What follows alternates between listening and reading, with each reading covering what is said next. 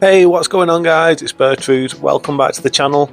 We're back at it again today with yet another brand new build. I just got this one finished a few days ago and the invasions have gone really well. Look at the fashion as well guys. I think the fashion combination on this one looks absolutely awesome.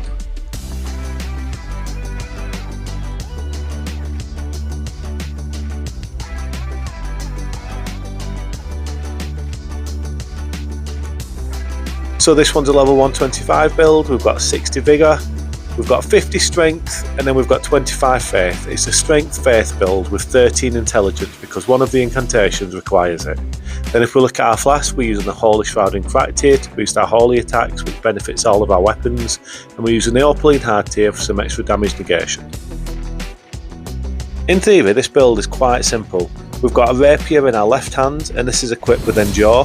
We're going to use this, go into the fight, and then use the Endure to poise through incoming attacks to launch some really hard-hitting Ashes of War from our main weapons in our right hand.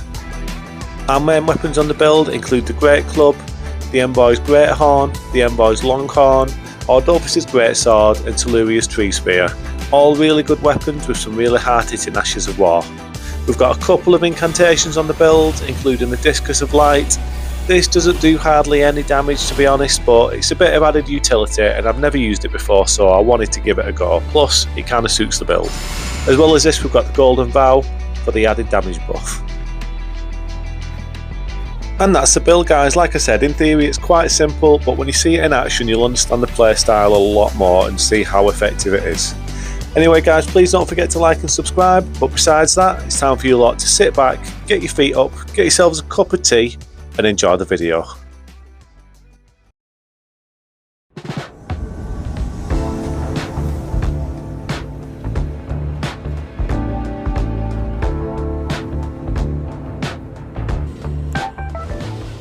So this is how I like to start every invasion guys. I use the Golden Vow nice and early. I have an idea of where the opponents are, but before I stumble across them I like to get my damage buffs going so I don't make the mistake of having to fight without it.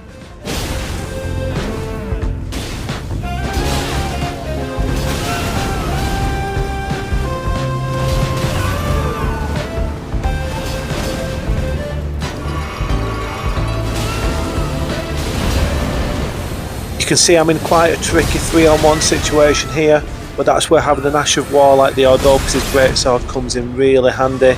I actually managed to knock one of the summons off the ledge, poise break the second one, and just like that in the blink of an eye it's down to a fight between me and just the host.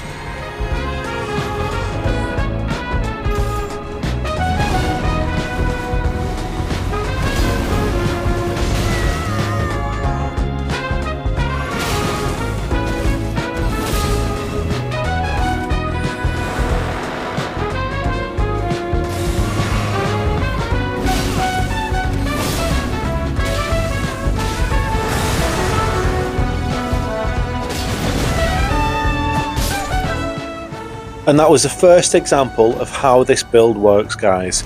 We've got the Endure on the offhand. In this instance it was a knife, but I later changed it to a rapier. We use the Endure and then we poise through the incoming attacks because they expect to guard break us when they've got that much free time, but they can't because the Endure stops them doing it. We poise through and we launch the Ashes of War on the weapons and we land some big damage.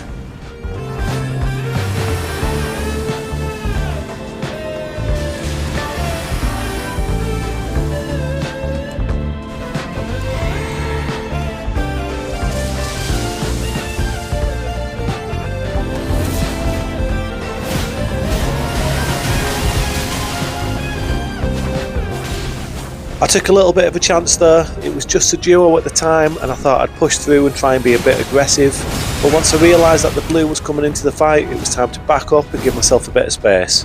We get the Ordovus Greatsword out again and we managed to take out the summon.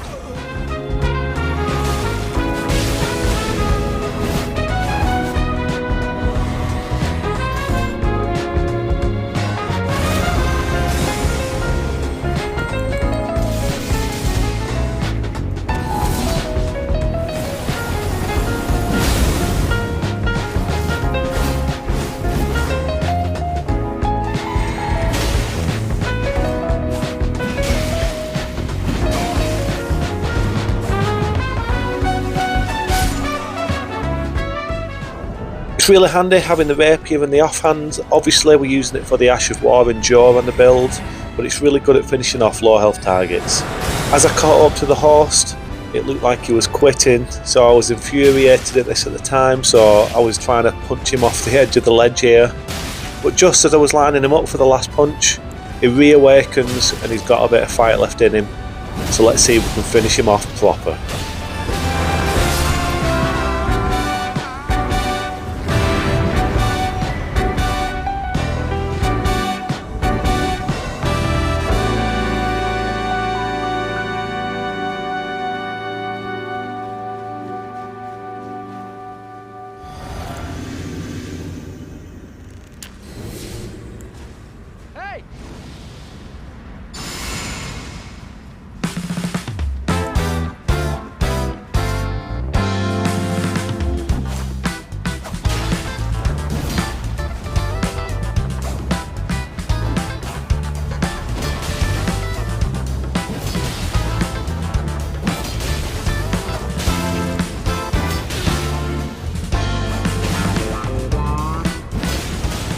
I thought this invasion was a bit too quiet. The horse was obviously skulking around somewhere in the bushes, wasn't he, hiding, looking for the right opportunity to stab me in the back. The little blighter. Let's see if we can finish him off in a 2-on-1.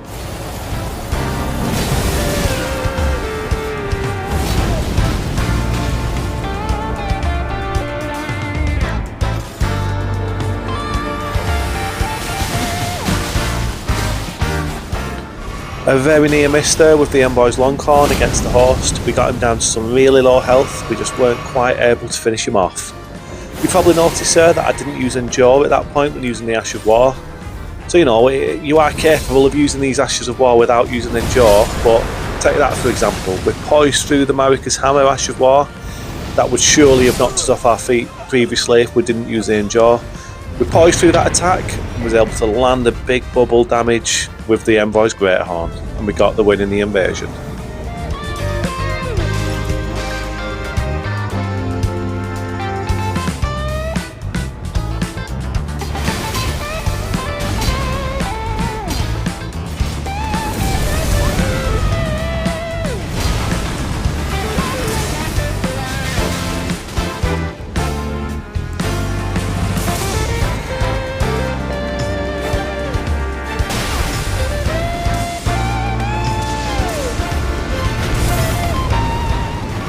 This was quite a nasty 3-on-1 fight, and I weren't quite sure how to approach this invasion.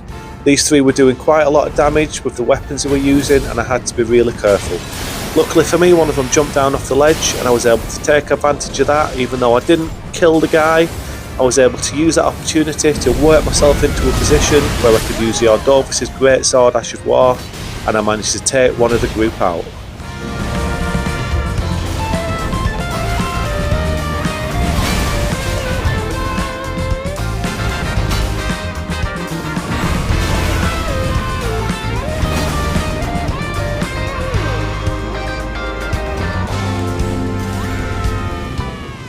Now then, just keep an eye on this bubble.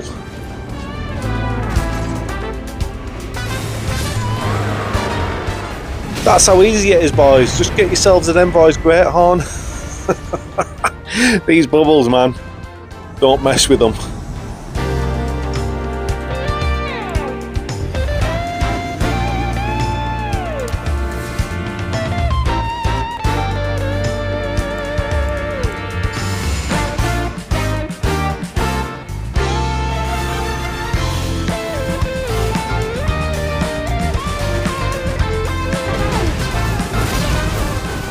So I went into this invasion and I came across this duo, and as soon as I saw the host using the Hand of Melania and the Waterfowl Dance, I knew exactly how this invasion was going to go. It was just a case of waiting for the right moment to execute my plan.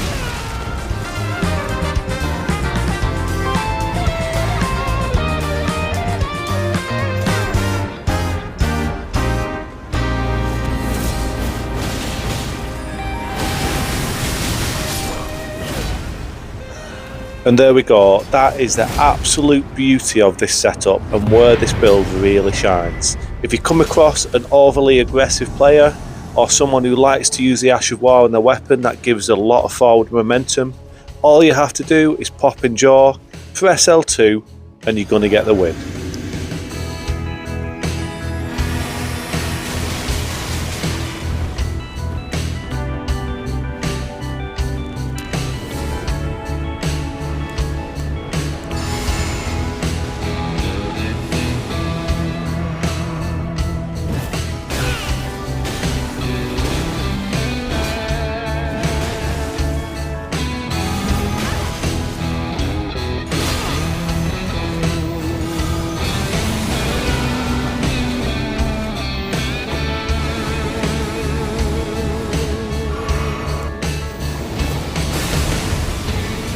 This was another pretty tricky invasion.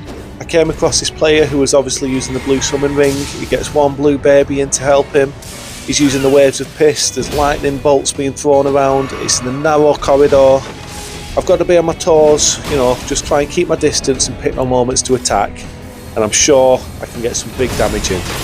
I get a decent Ash of War landed on the blue there, but the guy's backing him up with the lightning throws. I've just got to take my time here and look for the right moments to attack.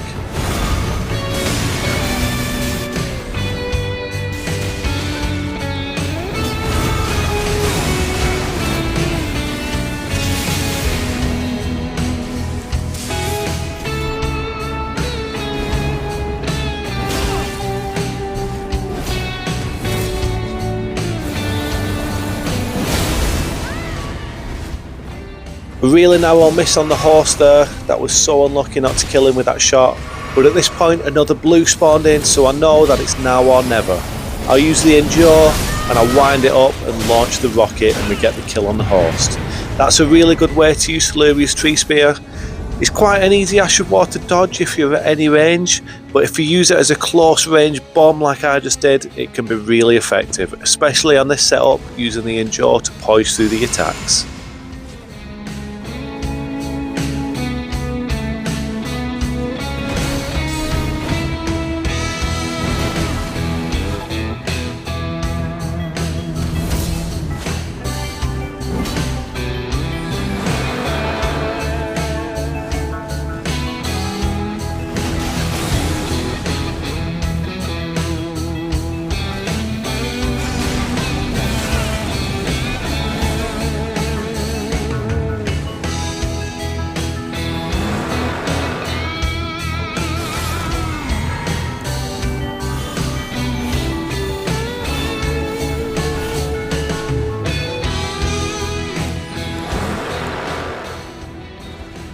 It's quite surprising how much damage these bubbles actually do. We get a ridiculous hit there on the horse with the bubble, and then we manage to finish him off his last slither of health. We kill him with the Discus of Light. Good invasion, good fight, good kill.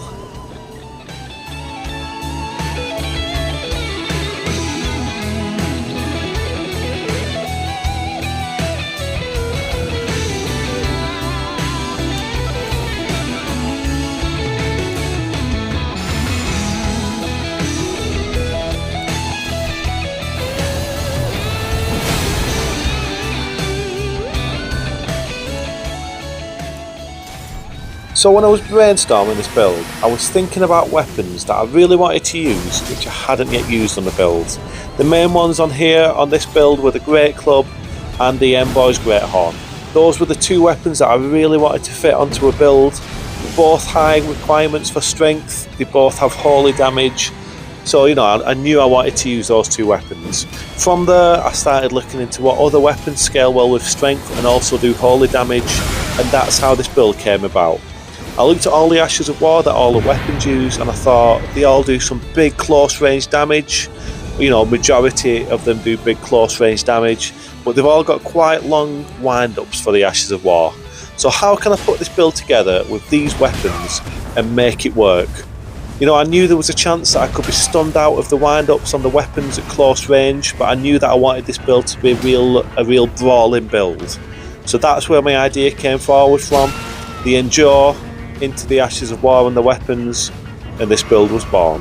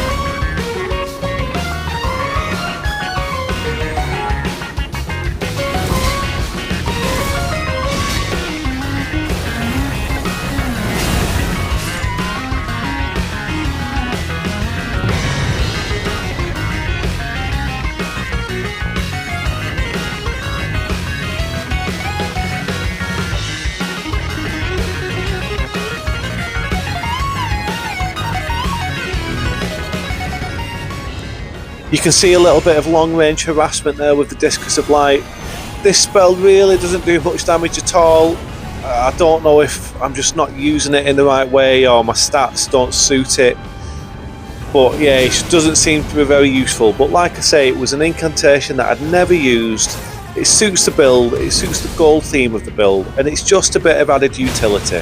It can be a good way to open invasions, especially when we locate our enemies and they're maybe a little bit away from us. We can just throw a few of those in, alert them to our presence, you know, let them know that they're in for a bit of a fight.